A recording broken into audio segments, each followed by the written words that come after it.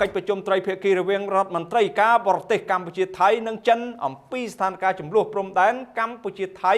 ត្រៀមធ្វើឡើងនៅប្រទេសចិននៅថ្ងៃស្អែកនេះហើយបន្ទាប់ពីកម្ពុជានិងថៃបានព្រមព្រៀងគ្នាបានលើបទឈប់បាញ់នៅថ្ងៃទី27 ខែធ្នូនេះអាដាមបកនាយករដ្ឋមន្ត្រីបាទប្រាក់សុខុនបាទរដ្ឋមន្ត្រីក្រសួងការបរទេសនិងសហប្រតិបត្តិការអន្តរជាតិបានដឹកនាំគណៈប្រតិភូកម្ពុជាទៅចូលរួមកិច្ចប្រជុំត្រីភាគីរវាងកម្ពុជាថៃនិងចិនដើម្បីពិភាក្សាអំពីការវិវត្តថ្មីនៃស្ថានភាពចំនួនព្រំដែនរវាងកម្ពុជានិងថៃចន្លោះពីថ្ងៃទី28-29 ខែធ្នូឆ្នាំ2025នេះនៅខេត្តយូណានប្រទេសចិនតបតាមការអញ្ជើញរបស់លោកវ៉ាងយីរដ្ឋមន្ត្រីក្រសួងការបរទេសចិន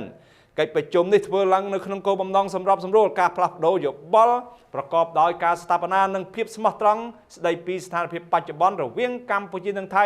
ដើម្បីពង្រឹងការជឿទុកចិត្តគ្នាទៅវិញទៅមកជំរុញការកាត់បន្ថយភាពតានតឹងនិងក៏ដូចជាការស្ដារឡើងវិញបាននៅសន្តិភាពសន្តិសុខនិងស្ថិរភាពនៅតាមតំបន់ព្រំដែនកម្ពុជាថៃផងដែរក្រៅពីកិច្ចប្រជុំត្រីភាគីអាដាមប្រាក់សុខុននឹងមានជំនួបដាច់ដライជាមួយនឹងលោកវ៉ាងយីមួយបន្ថែមទៀតដើម្បីពង្រឹងកិច្ចសហប្រតិបត្តិការនិងភាពជាដៃគូដ៏រឹងមាំរវាងកម្ពុជានិងចិនដែលរួមចំណែកដល់សន្តិភាពសន្តិសុខស្ថិរភាពនិងការអភិវឌ្ឍក្នុងតំបន់និងពិភពលោកទាំងមូលផងដែរជាថ្មីម្ដងទៀតបាទក្រសួងការបរទេសកម្ពុជាបានបញ្ជាក់អំពីជំហរយ៉ាងមុតមមរបស់កម្ពុជាក្នុងការប្រកាន់ភ្ជាប់នៅការដោះស្រាយទំនាស់និងចំនួនទាំងឡាយតាមគ្រប់មធ្យោបាយសន្តិវិធីការសន្ទនា